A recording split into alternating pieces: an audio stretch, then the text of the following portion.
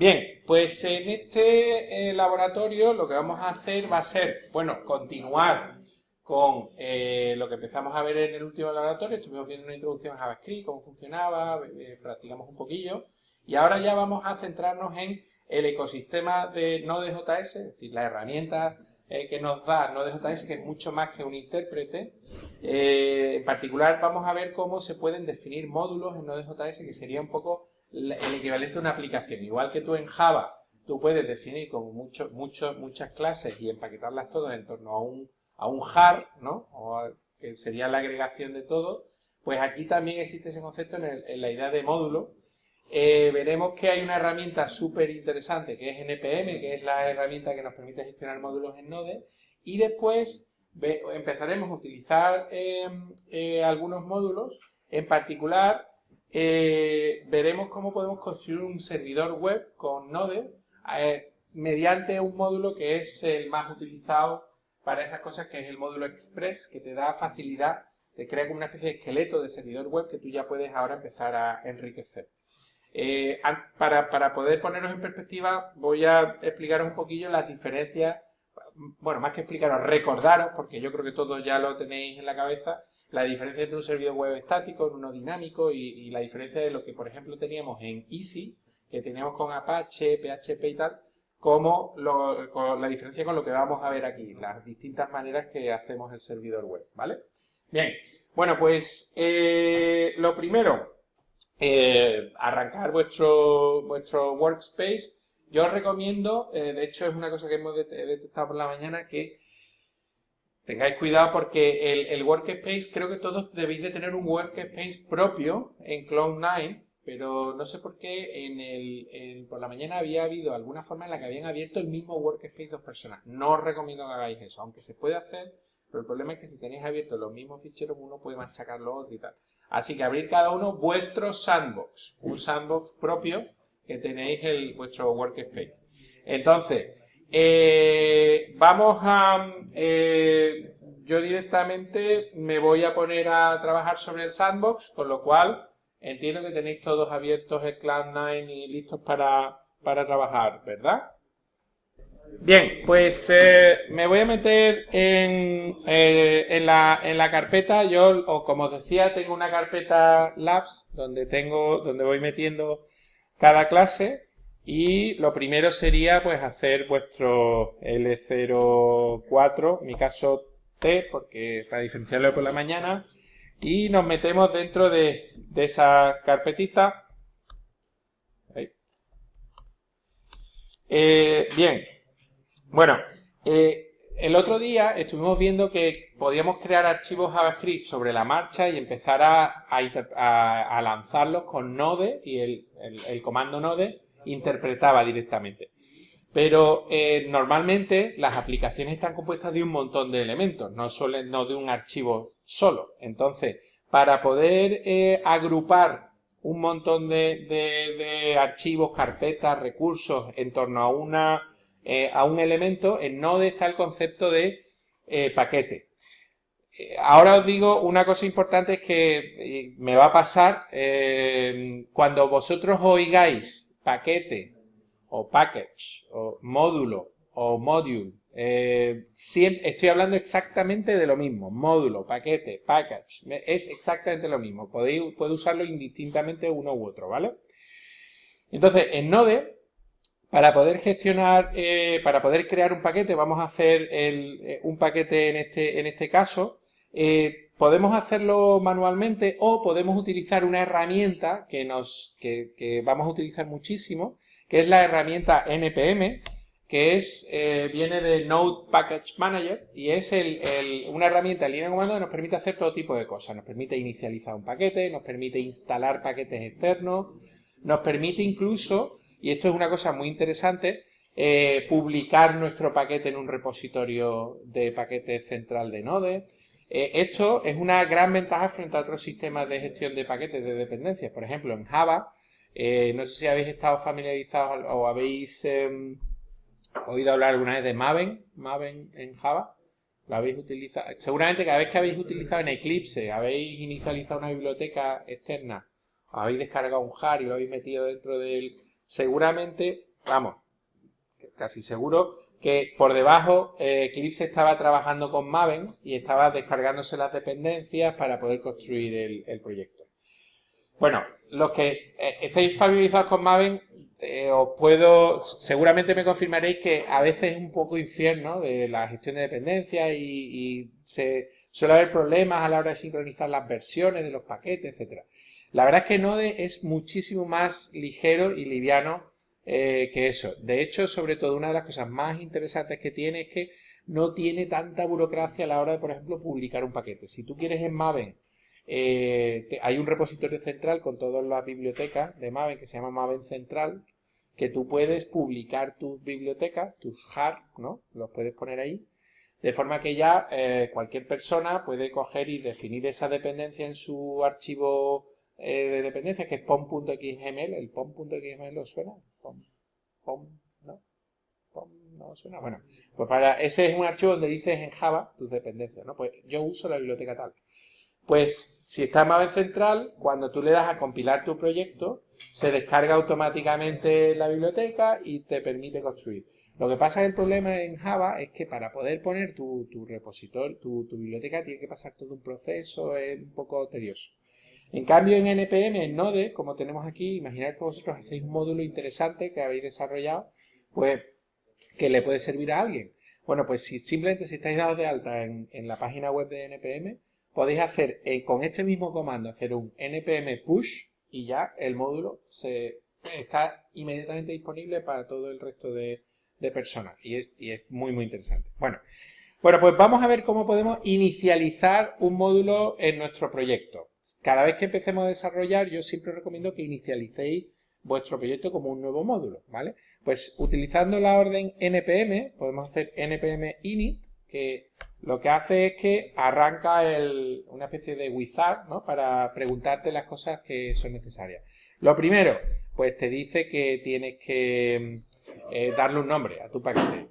Coge por defecto el nombre en la carpeta. Yo voy a dejarlo tal cual.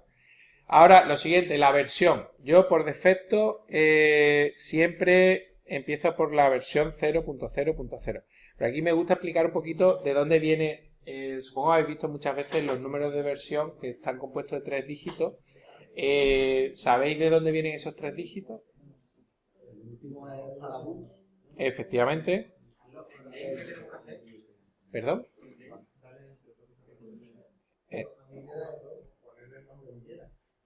Bien, bueno, pues los tres, efectivamente, los 3 numeritos, el último es el de los bugs y los otros 2.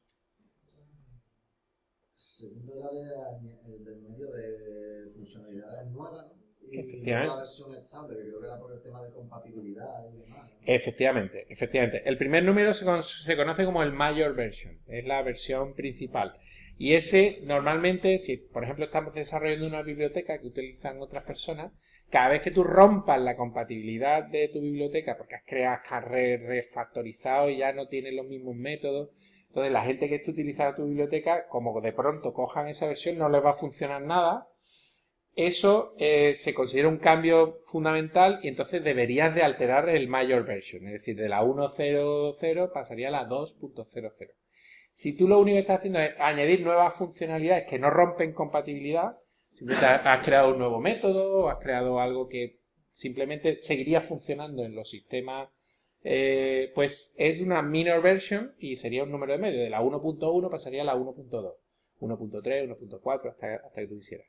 Y el último, efectivamente, hotfixes o bugs, es imagínate que de pronto alguien ha detectado un fallo de seguridad en tu biblioteca que cualquiera puede ejecutar código malicioso y tú te lo han reportado, tú no quieres esperar ahora sino que haces un cambio rápido para solucionar ese problema, inmediatamente publicas una nueva versión, ¿no? La 1.0.1, ¿no? 1.0.2, ¿no? Son cambios pequeños, concretos, rápidos.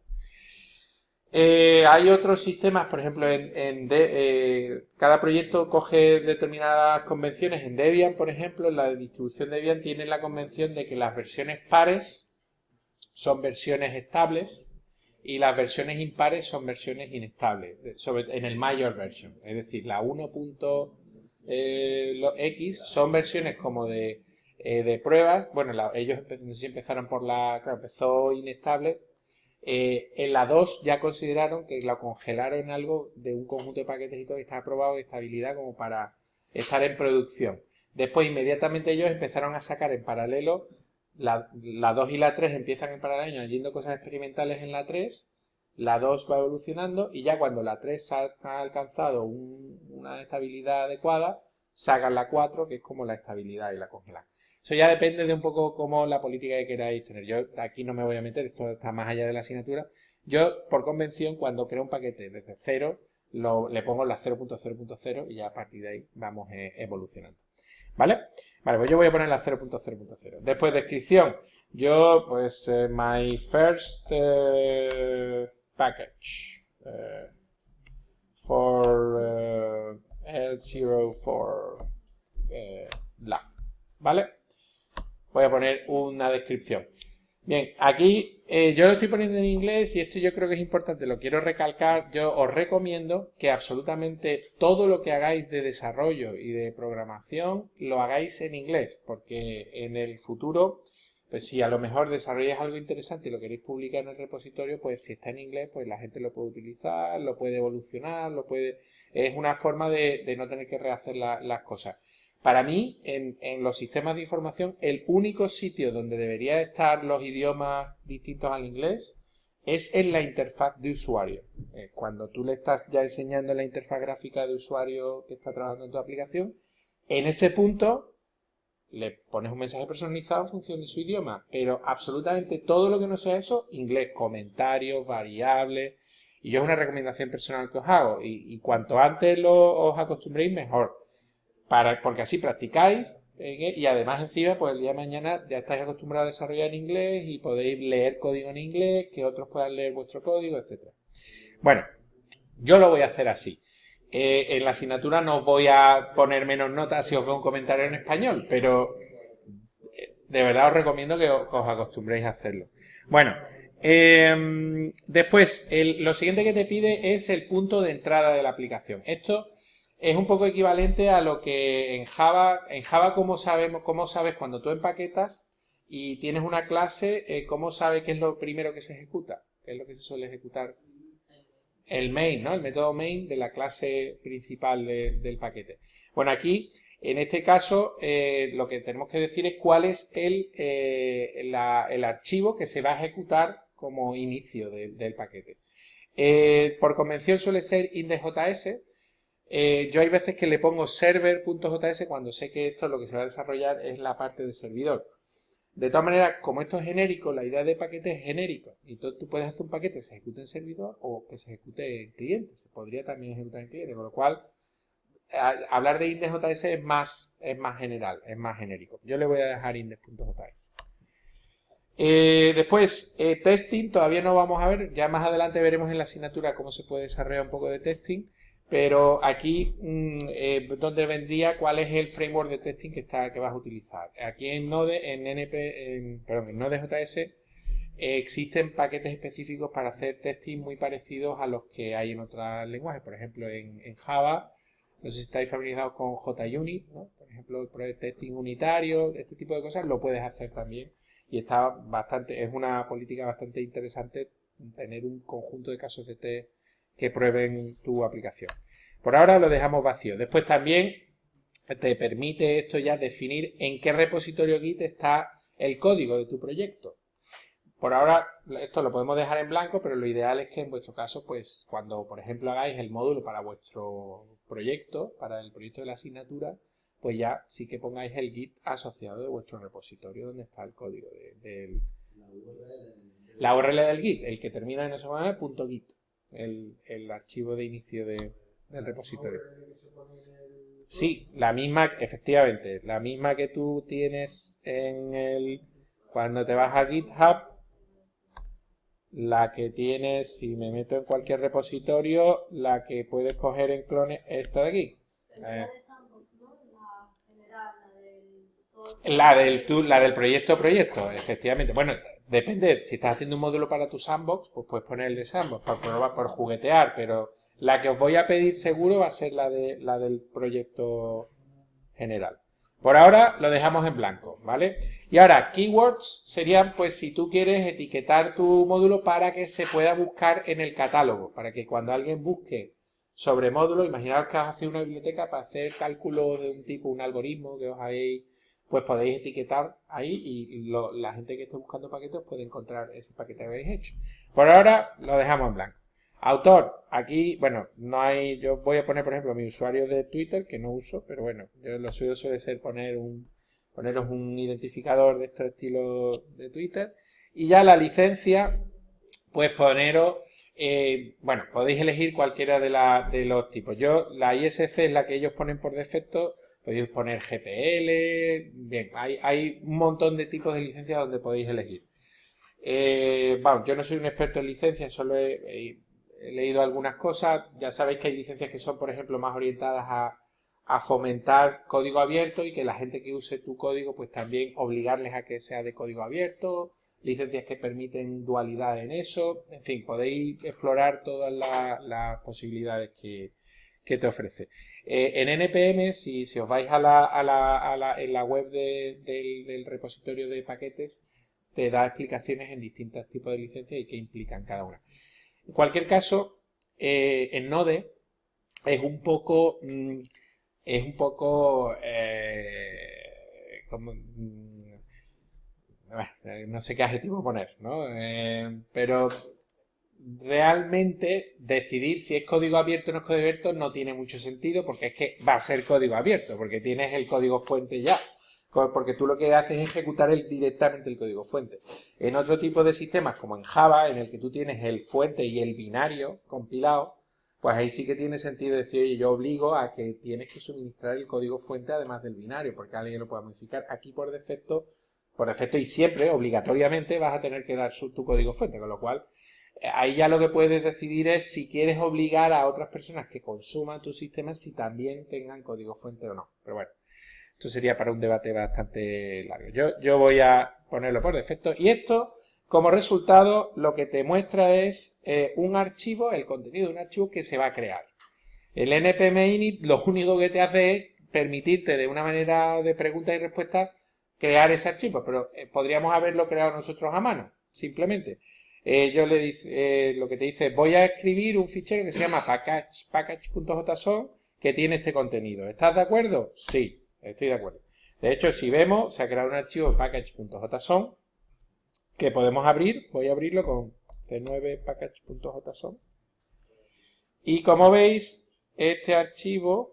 a ver qué pasa.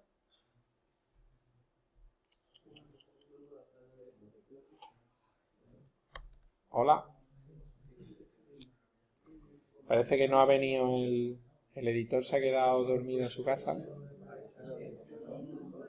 A vosotros se os ha abierto, ¿no? A ver si se ha abierto arriba y... Hola. A ver. Vamos a L0... Open... Que la verdad es que esto de tener este nivel de zoom es un poco horrible. Vamos. C9... A ver... Bueno, no pasa nada. Si Mahoma no va a la montaña... Bueno, si no... La montaña va a Mahoma. Venga. Pues el archivo JSON que estamos viendo aquí, pues básicamente tiene todo lo que le hemos metido. Lo único que añade también es un script, una sección de script en la que no, como no hemos especificado ningún test, para ningún framework de test, te pone esto, ¿no? Bien, como veis, esto es un archivo JSON, que esto es lo que os decía en la forma de JSON, viene de JavaScript Object Notation. Es la forma en la que nosotros podemos serializar en un archivo de texto el contenido de un objeto de JavaScript. Es muy parecido, si recordáis cómo estuvimos trabajando con JavaScript, a la forma en la que teníamos de inicializar los objetos. ¿Vale? ¿Os acordáis que nosotros podíamos hacer var a igual a y inicializábamos un objeto con estas características? Pero esto no es exactamente así. De hecho, si nosotros hiciéramos esto no es código JavaScript válido. No es código JavaScript válido porque en JavaScript las propiedades van sin comillas, ¿vale? Esto no sería válido, no es un código JavaScript válido. Esto es JSON, que es el contenido de un archivo de serialización. Si tenéis curiosidad por saber las reglas concretas de JSON, si buscáis en Google JSON, en json.org, que está por aquí, json.org es la página oficial de JSON, una página antidiluviana, en la que se te dan un poco las reglas en las que se construye el JSON y los ejemplitos, ¿no? De cómo se puede... Bueno, que un JSON siempre empieza o bien por si es un objeto, empieza por llave, y si es un array empieza por corchete, y bueno, es una especie de forma visual de crear el contenido. Bien, claro, espérate, ¿dónde? Eso es. Si nos... Bueno, no debería de haberlo... Espérate, voy a abrirlo. Ahí va. Bien.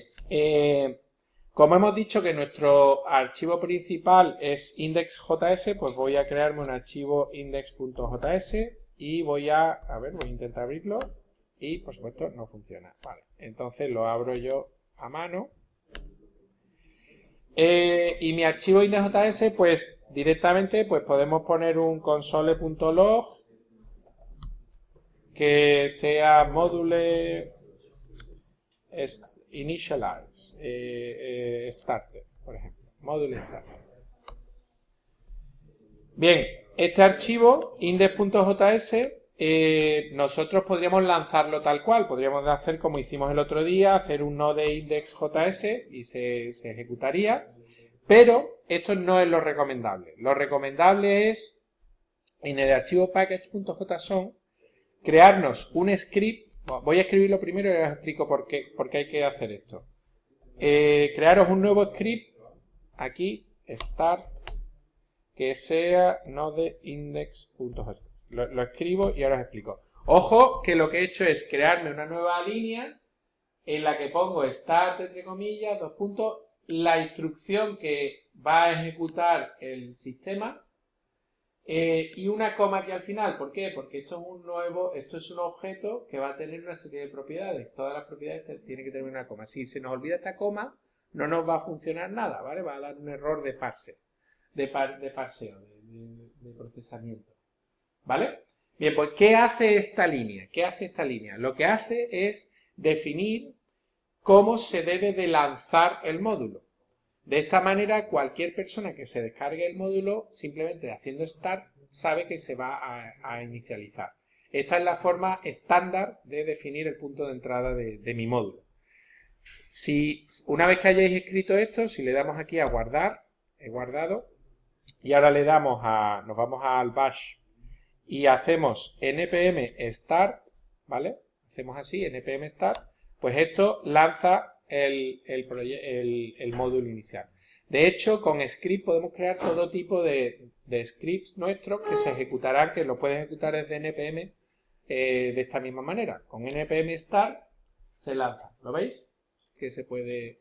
Esta es la forma en la que pues esto es un módulo, no es más que esto. Crearnos un archivo package.json donde define el sistema. Bueno, vale, todo esto está muy bien, pero ¿y esto para qué sirve? ¿Para qué podemos empezar a tener módulos? Bueno, vais a ver que la gestión de módulos, como os decía, es muy potente y de una manera muy sencilla podemos utilizar módulos de otros sitios. De hecho, si nos vamos aquí si buscáis en Google npm de Node Package Manager,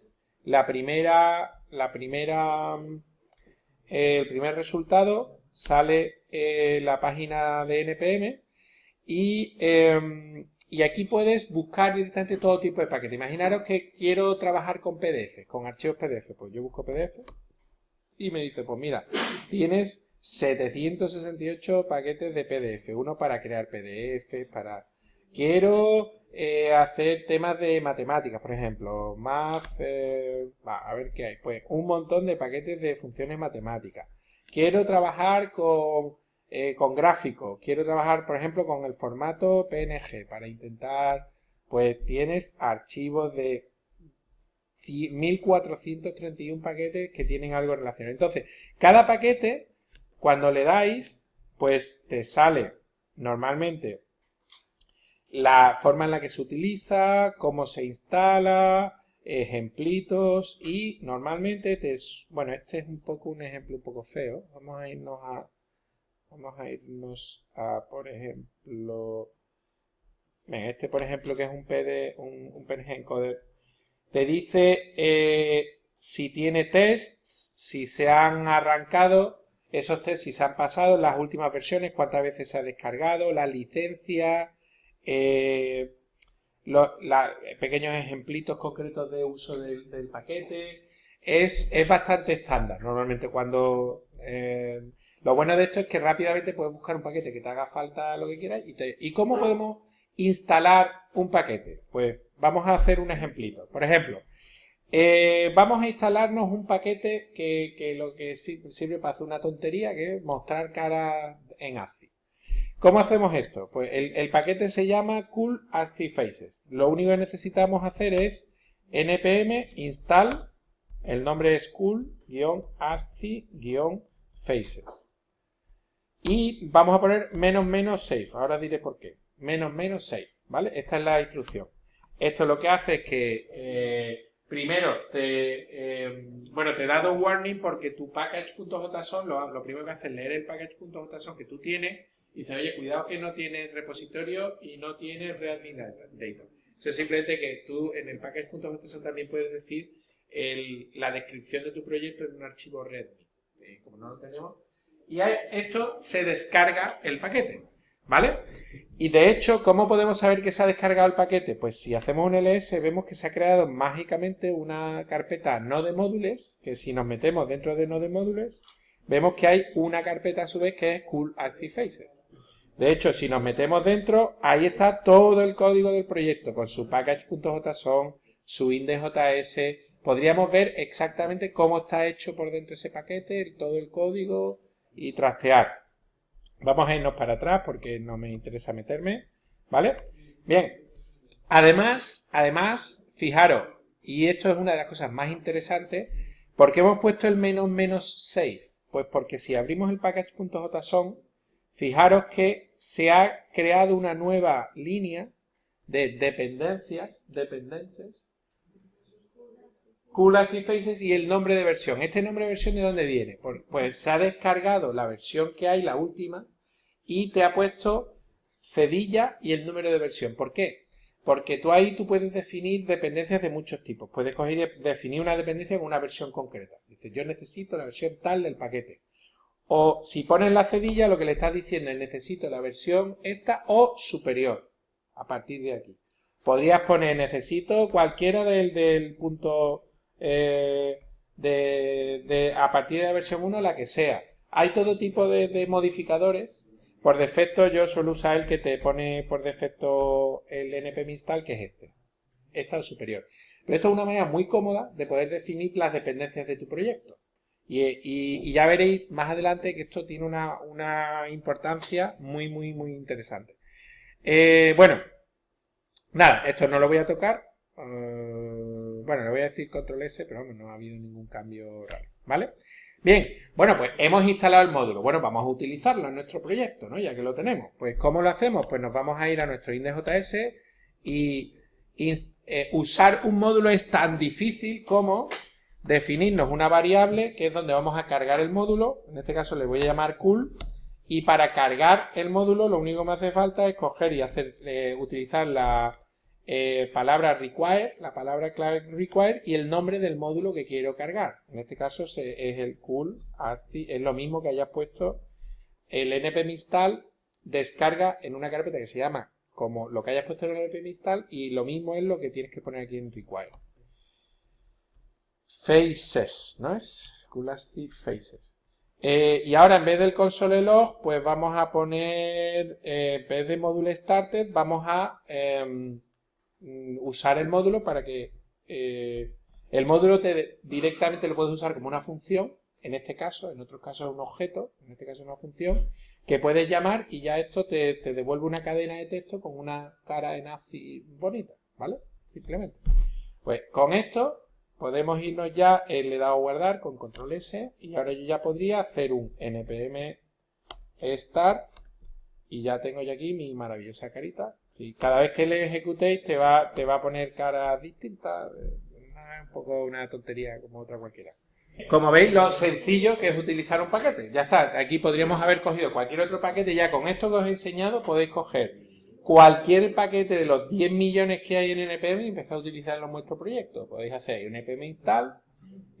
Por cierto, esa línea que se ha añadido aquí en el package.json se ha añadido porque hemos puesto npm install --save. Si no pones lo del --save, no se añade la dependencia en el package.json, simplemente se descarga el node modules, pero no se queda explícito en el package.json que tú dependes de esa carpeta. No, se puede. Podrías. Se podría. La única diferencia, la ventaja de hacer esto es la siguiente. Mira, esto lo iba a decir el próximo día, pero bueno, ya lo digo hoy ya también. Mira, el haber hecho el --save, lo bueno que tiene es que si yo hago aquí ahora hago rm -rf node modules y borro, me quedo solo con mi código, ¿vale? Y yo tengo las dependencias bien escritas en mi package.json, si yo hago npm install sin nada, él solo va al package.json y se descarga todas las dependencias que te hacen falta. ¿Qué es lo bueno de esto? Pues que nosotros ahora en Git podemos coger y crearnos un archivo gitignore de node modules, de forma que vosotros en local estéis trabajando con eso, pero en el repositorio lo único que subís es vuestro código. El node modules no se sube. Entonces, cualquier persona que quiera descargarse vuestro módulo, lo único que necesita hacer es descargar el código con el package.json, npm install, se descarga ya toda la vez, npm start, y ya lo tiene. Y solo te has descargado el archivito concreto del index.json, que eso está estupendo, ¿no? Está muy bien. ¿Vale? Bueno, eso de todas maneras lo veremos el próximo día un poco más en detalle. Bueno, bien. De acuerdo.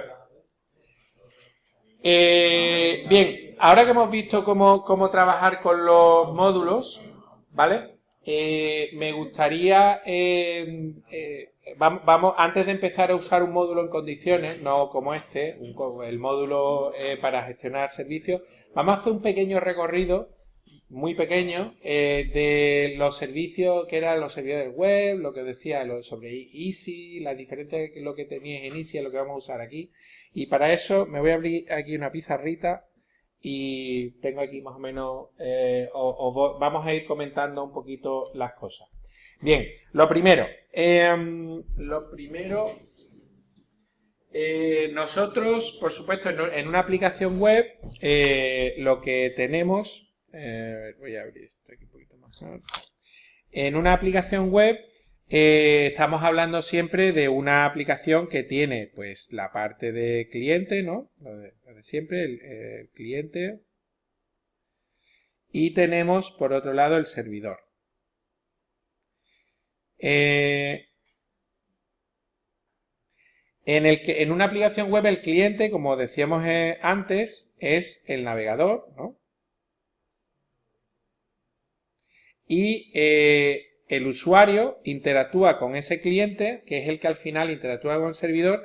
Normalmente lo primero que hace es que pone en la barra de direcciones, ¿no? Pone ¿qué es lo que se suele poner en la barra de direcciones? O bueno, ¿qué es lo que se tiene que poner en una barra de direcciones? Una URL, efectivamente. De hecho, una URL está compuesta de varias cosas, ¿no? Tenemos, por un lado, el protocolo, ¿no?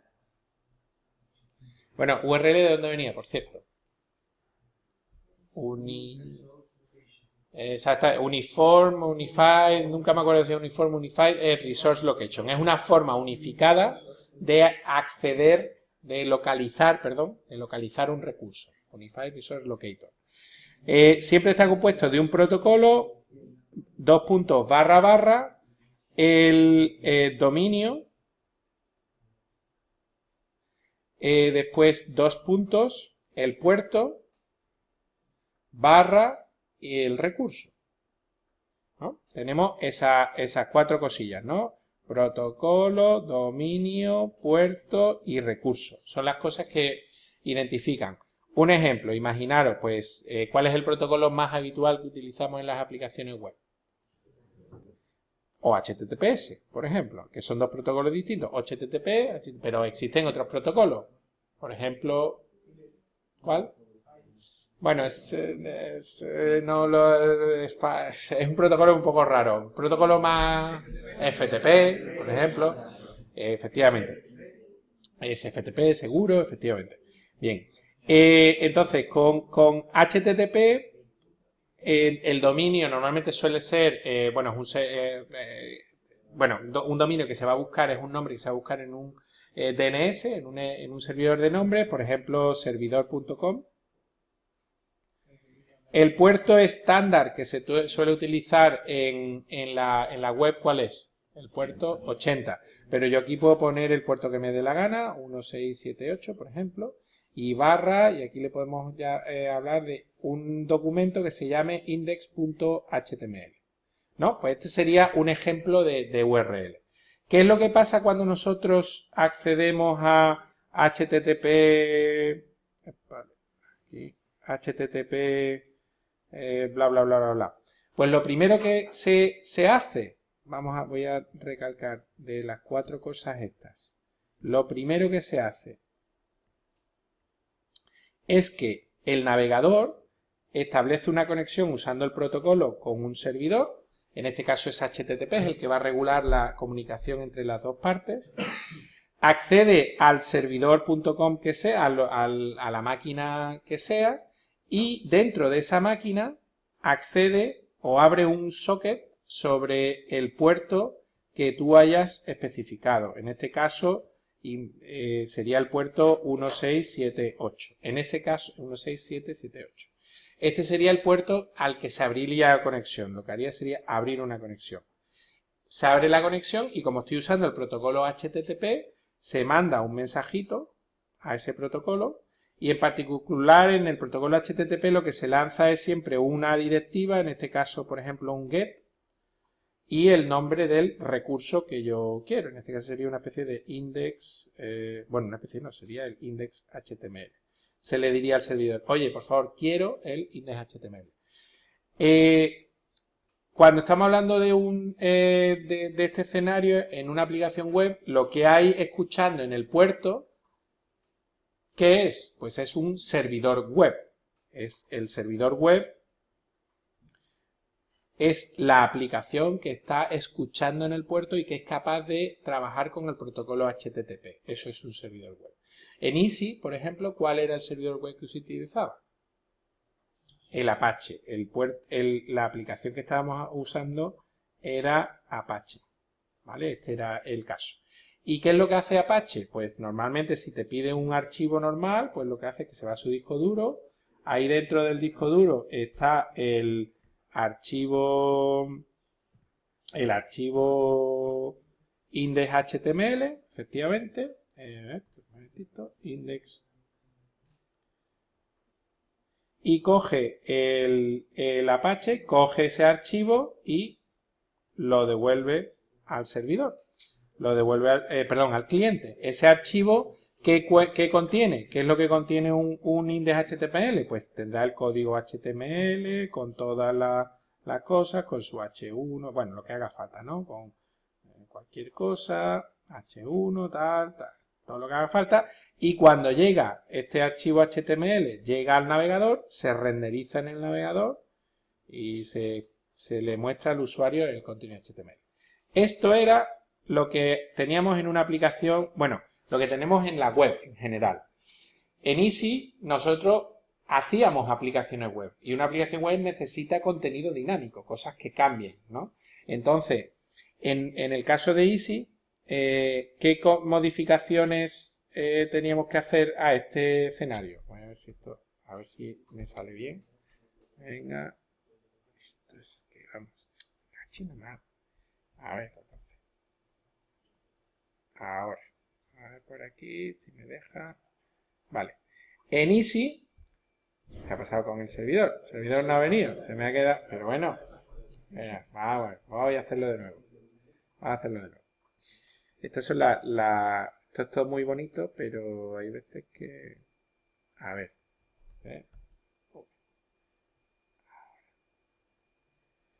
Esto no se puede hacer en una pizarra. Pero bueno, de verdad. Pero una pizarra es mucho más efectiva.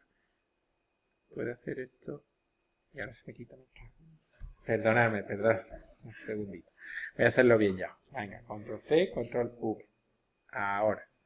Esto es lo que yo quiero. Vale. Bien. En Easy nosotros normalmente lo que pedíamos era contenido dinámico, es decir, algo que fuera, por ejemplo, un index PHP, que era el archivo, y eso era un archivo que estaba hecho, que estaba en el disco duro, que era un archivo PHP con su contenido, ya no era HTML solo, sino lo que tenía era pues una serie de cosas de contenido PHP mezclado con el index.php, que estaría mezclado con su HTML, ¿vale? Por aquí.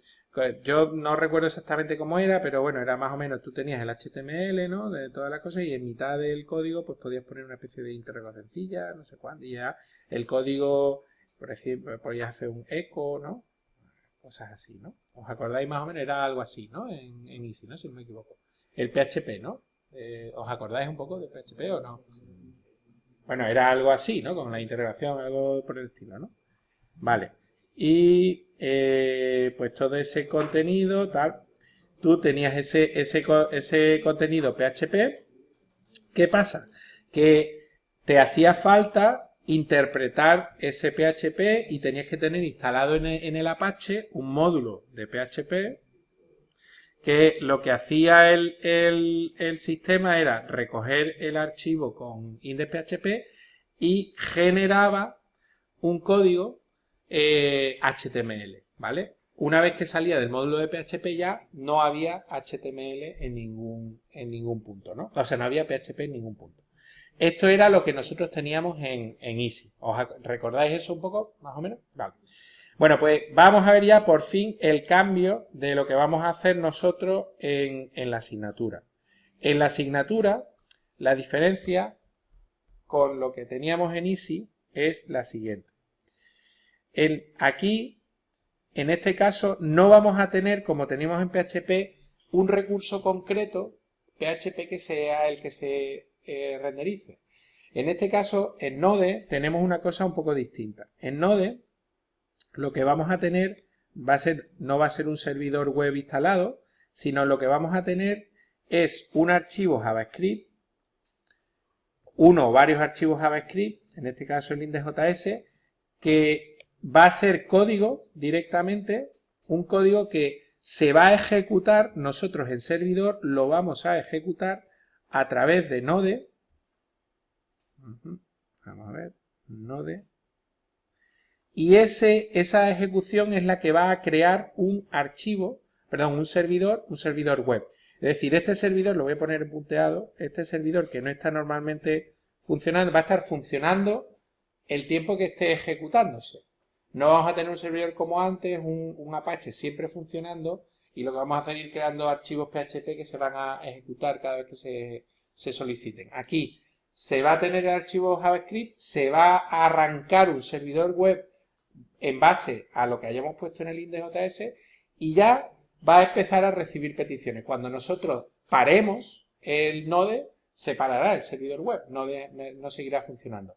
De esa manera, nosotros no vamos a pedir que nos soliciten un archivo JS. Lo que nos pueden solicitar es directamente cualquier recurso. Por ejemplo, nos pueden pedir el recurso barra. Y será nuestro servidor web el que tendrá asociado pues, al recurso barra, pues se ejecutará un código JavaScript concreto. Al recurso, por ejemplo, barra test, pues va a tener otro código para ser ejecutado. Que estará todo en el código que hayamos hecho JavaScript, ¿vale? Entonces, este archivo será el encargado de generar el HTML de respuesta en el servidor, ¿vale? Esta es la diferencia. ¿Se ve? ¿Alguna duda sobre esto? Bueno, pues vamos a ver cómo podemos hacerlo en la práctica. Bien, para hacer esto no vamos a tener que hacerlo todo desde cero porque sería un poco tedioso. ya que existe un módulo que se llama Express, que nos permite hacer el esqueleto del servidor web ya y simplemente darte los conectores para tú definir el comportamiento que quieres en cada petición. Este módulo se instala como cualquier otro módulo, como hemos hecho antes. Se llama Express y lo único que voy a hacer es un npm install espacio express --6 para que se guarde, ¿vale? Y lo que vamos a hacer una vez que se ha descargado todo el código, si nos vamos al index.js, ¿cómo podemos utilizar el módulo? Pues como siempre, tendríamos npm install express.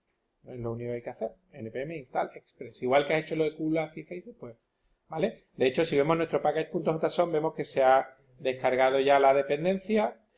Y en este caso, como es un módulo más complejo, bueno, no os lo mencioné antes, pero fijaros que aquí se ve toda la dependencia, el paquete express, de qué paquetes depende. Y cuando tú te descargas un paquete, se descarga no solo ese paquete, sino todas las dependencias de ese paquete.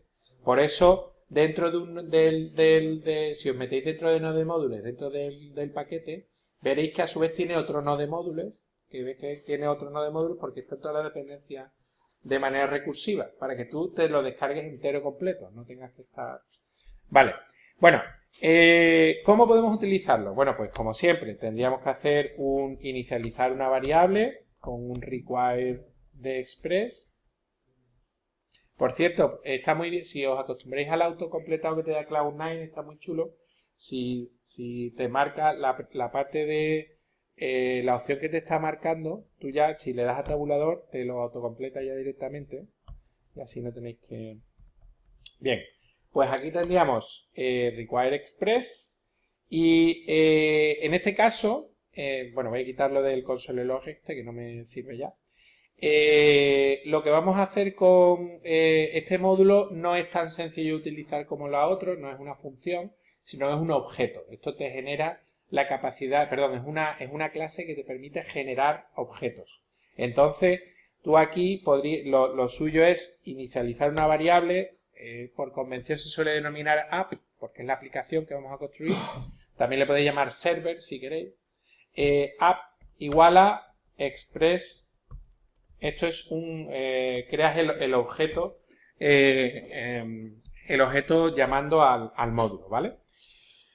Este objeto es el que nos va a permitir tiene ya un esqueleto de servidor entero hecho y solo tienes que configurar un par de métodos para utilizarlo. El método fundamental es el método listen, que lo que hace es el que te permite arrancar el servidor en un puerto determinado. Yo podría meter el puerto 16778 y esto ya arrancaría un servidor en ese puerto. Pero esto no lo puedo hacer así tal cual porque estoy en Cloud9. Si yo esto lo tuviera instalado en local, en Node.js todo instalado, yo podría este código ejecutarlo y funcionaría. Pero ¿qué pasa? Que en Cloud9 no te deja abrir los puertos que te dé la gana, porque eso se va a arrancar un puerto en el servidor de Cloud9. Entonces, necesitamos coger de una variable de entorno que nos da Cloud9, la que nos permite utilizar el puerto que nos permite utilizar. Entonces, en vez de hacer esto así tal cual, voy a ponerme una variable port y esa variable port la voy a inicializar de la siguiente manera. Process.end.port en mayúscula. Esta variable, bueno, process es un objeto que se define dentro de Node.js que te permite acceder a cosas relacionadas sobre el sistema operativo. En particular tienes un objeto end que te guarda todas las variables de entorno que hay configuradas en el sistema operativo. Y hay una en concreto que es la variable port, que esta te la pone Cloud9, que te dice el puerto que te permite abrir dentro del sistema. Lo que suelo recomendar es que para que este código funcione tanto en servidores remotos como Cloud9, como Heroku, que veremos más adelante, pero que también te funcione en local, ¿vale? Yo lo que suelo hacer es poner las dos opciones. Perdón, no con un solo paréntesis. O el puerto. ¿Qué consigo con esto? Pues que en el caso de que esté definido la variable de entorno, la cojo, y si no está definida la variable de entorno, pues ya cojo el puerto que yo he dicho. Con el O se consigue esto. Se le da el valor esto en el caso de que esté definido, y si no está definido, se coge el puerto, ¿vale? Y así ya tengo las dos opciones. Pues ya tendríamos un servidor operativo casi. Bueno, sí, ya con esto estaría operativo, pero este servidor no haría absolutamente nada. Voy a poner un mensajito simplemente para que vea que el programa hace algo. Un mensajito al final diciendo, pues, server initialize, por ejemplo. Initialized on port, por ejemplo. ¿Vale? Bien, pues esto sería en principio un servidor que esté listo para ser lanzado. Vamos a probarlo para ver que esto funciona. Si nosotros... bueno, para probarlo os recomiendo lo siguiente. Os recomiendo que no lo lancéis aquí directamente con npm start. No lo lancéis así, sino que lo que os recomiendo es que lo ejecutéis con el run, con este run. Run index.js with node.js, ¿vale? Pues también seguramente se puede hacer con un node... Aquí con el código del servidor abierto le deis a run. Y bueno, por mi experiencia de esta mañana es que había mucha gente que le ha fallado esto porque tenía abierto un montón de pestañas con consolas y tal. Os recomiendo que antes de lanzarlo cerréis todas las pestañas, cerrar todas las pestañas, solo quedaros con una que tengáis el bash y la pestaña que tengáis el index.js. Si queréis la del package.json, esta no la voy a utilizar, pero cualquiera. Dejaros estas dos nada más, dejaros estas dos pestañas. Y una vez que estáis estas dos pestañas, le podemos dar a run y decirle run with index.js, la primera opción que te sale. Y esto lo que va a hacer es crearos una nueva pestaña, aquí, voy a abrirla aquí hacia la derecha, esto lo quitaré, en la que se ve ya el código arrancado, se ve que se ha inicializado en el puerto 8080, este es el mensaje que he puesto yo. Este otro mensaje lo ha puesto Cloud9 solo, y si os ha salido... ¿Sí? El primero, el que os sale el run index.js with node.js, ¿vale?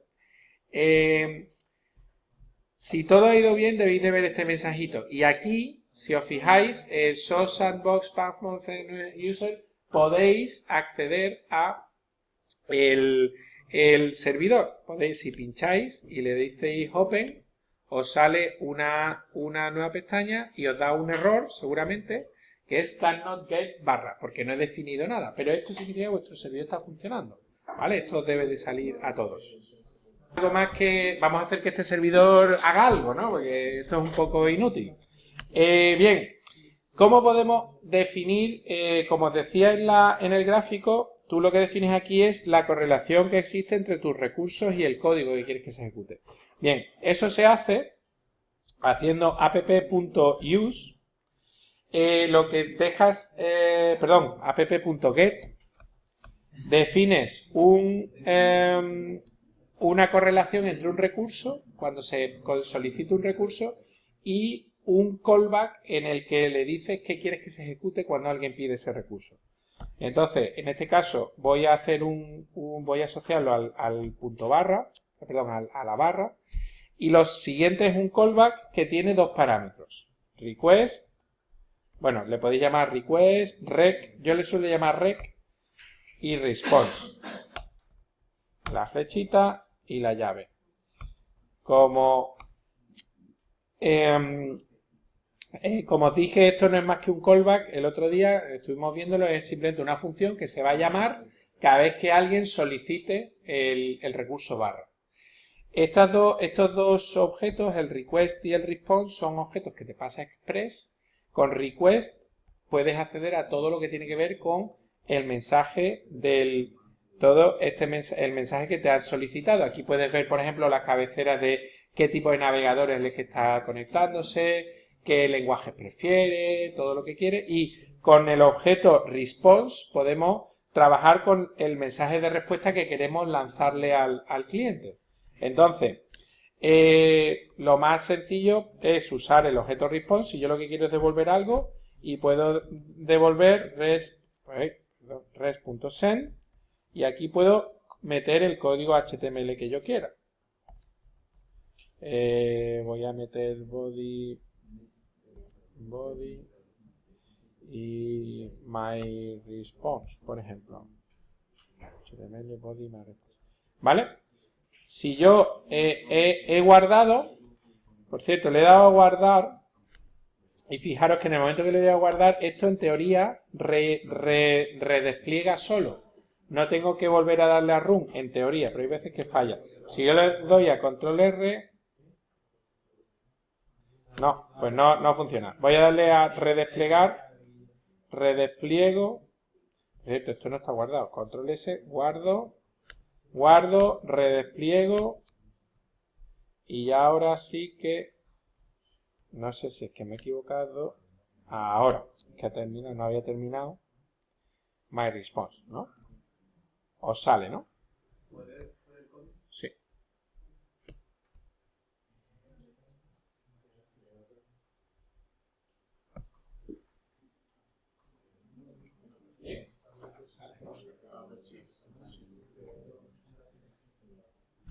Ya que tenemos el cool active faces, pues en vez de devolver esta respuesta tan estática, tan fea, vamos a devolver, por ejemplo, en un h1 barra h1, vamos a ponerle un cool, ¿no?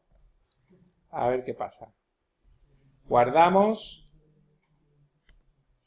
paramos, bueno, reiniciamos, run, y en teoría, en vez de myResponse ahora, pues sale, a ver, salen unas maravillosas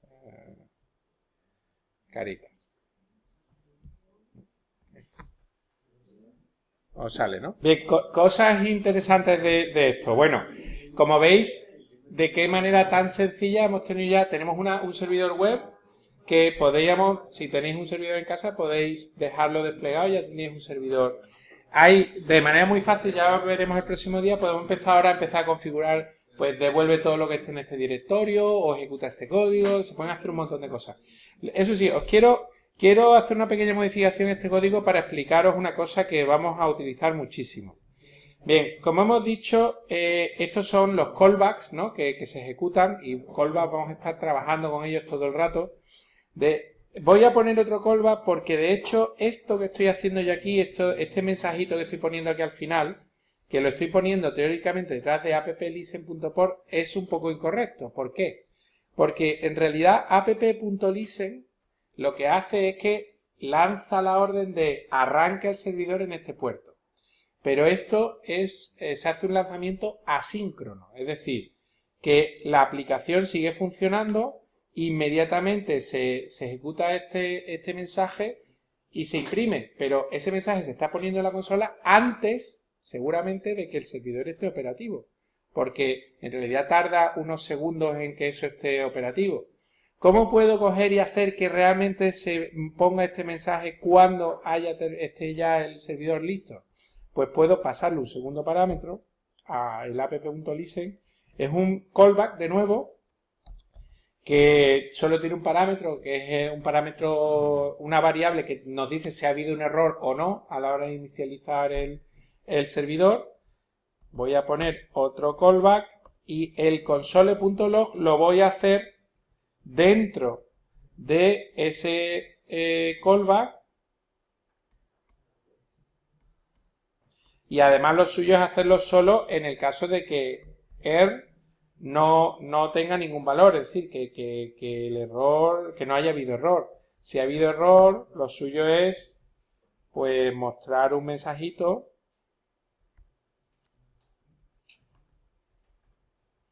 diciendo error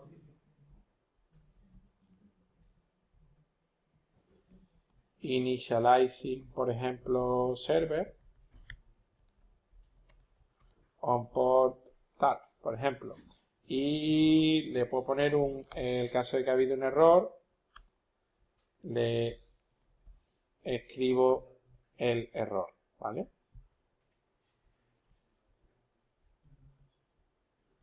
Uy, es demasiado grande la línea.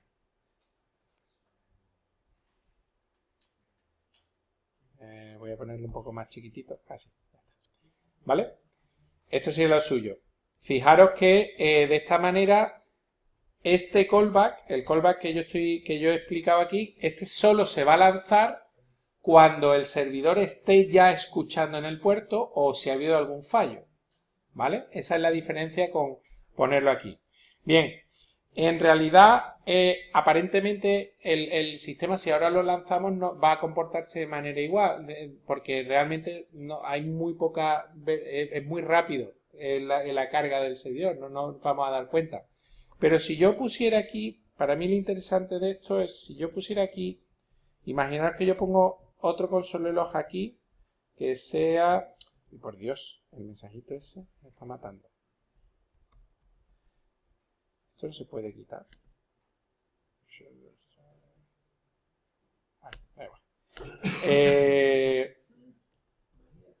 Imaginaros que yo pongo este console log aquí.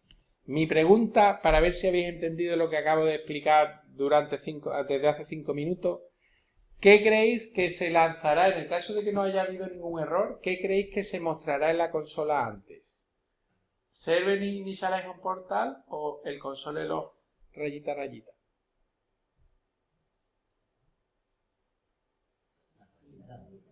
Las rayitas, ¿por qué? Porque de la manera el servidor va a tardar en arrancarse. Efectivamente. Esto se ejecuta, se empieza a arrancar el servidor, pero inmediatamente que se ha ejecutado esto, se ejecuta el console log. Eso es inmediato, porque no se queda bloqueado en el app.listen, no se queda aquí bloqueado hasta que eso no ha terminado, no sigue adelante. Eso no pasa. Lo que pasa es que se ejecuta e inmediatamente sigue hacia abajo.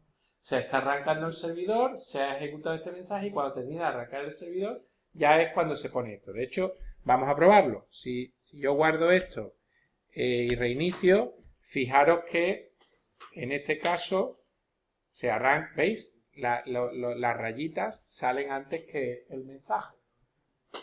¿Lo veis, no? Esto que acabamos de ver es un ejemplo de ejecución asíncrona, a diferencia de las ejecuciones síncronas bloqueantes. Si app.listen fuera bloqueante, fuera síncrono, una ejecución síncrona, el programa se quedaría aquí bloqueado, se arrancaría el servidor y después continuaría. Entonces se mostraría las rayitas después. Pero como es una ejecución asíncrona de la función, se ejecuta esto en paralelo a la ejecución del programa. La ejecución del programa no se queda bloqueada en ese punto, sino que sigue hacia adelante. Esta diferencia entre síncrono, ejecución síncrono y asíncrono, lo vamos a usar muchísimo y tenemos que acostumbrarnos que en general en Node todo son ejecuciones asíncronas. Si alguna vez queremos hacer cosas bloqueantes, tenemos que comernos la cabeza y tenemos que hacer varias cosas. No es trivial de hacer, ¿vale? Y esto lo bueno que tiene es que nos permite hacer un código que es muy fácilmente paralelizable. Si en los algoritmos después lo queremos, por ejemplo, estamos trabajando con muchos volúmenes de información, podemos de manera fácil hacer que ese algoritmo se despliegue en grandes máquinas y nos permite hacer procesamientos bastante eficientes.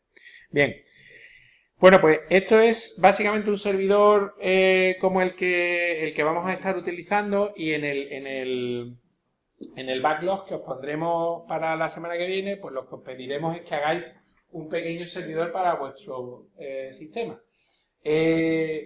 Una cosa importante, que si vosotros ahora mismo esto lo ejecutáis y le dais, por ejemplo, a vuestro compañero que tenéis al lado, le dais la URL, podrá acceder. Si lo habéis probado, lo habéis intentado.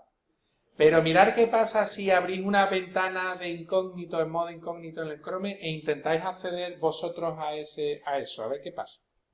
Pues esto es lo que puede pasar, ¿vale? Esto lo que pasa es que el servidor solo deja si estás autenticado en Cloud9. Es decir, que esto no te va a dejar, esto no es una forma en la que puedes dejar un servidor disponible a alguien o hacer una aplicación, ¿vale? Esto es solo para desarrollo. De forma que para poder desplegar en una máquina remota vamos a tener que utilizar otro tipo de plataforma. El próximo día veremos cómo podemos, este código que tenemos, vamos a desplegarlo en un servidor. En concreto lo vamos a desplegar en Heroku, ¿vale? ¿Sí? Ay, me deja abrirlo desde... ¿Sí? Por ejemplo, yo estoy usando el Dataflow del móvil. ¿Ah, sí? Y me ha dejado abrir el servidor. Pues sinceramente no sé la diferencia. Vamos, yo de todas maneras, esto no lo vamos a usar para despliegue. Pues no sé, será que a lo mejor tiene ciertas limitaciones. No lo entiendo. Con esto era más o menos lo que teníamos previsto para ya. A partir de mañana estará la lista de tareas en el backlog y el vídeo, ¿vale? Es probable que la semana que viene hagamos un test. Como este tampoco hemos visto demasiadas cosas nuevas, pero veremos muchas preguntas del laboratorio del último día de JavaScript y de este laboratorio. Pero de todas formas, todo esto estará explicado en el backlog en profundidad, todas las cosas que tenéis que hacer para el próximo sesión de feedback, ¿vale? Bueno, pues si no tenéis ninguna duda, con esto terminamos ya el laboratorio de hoy.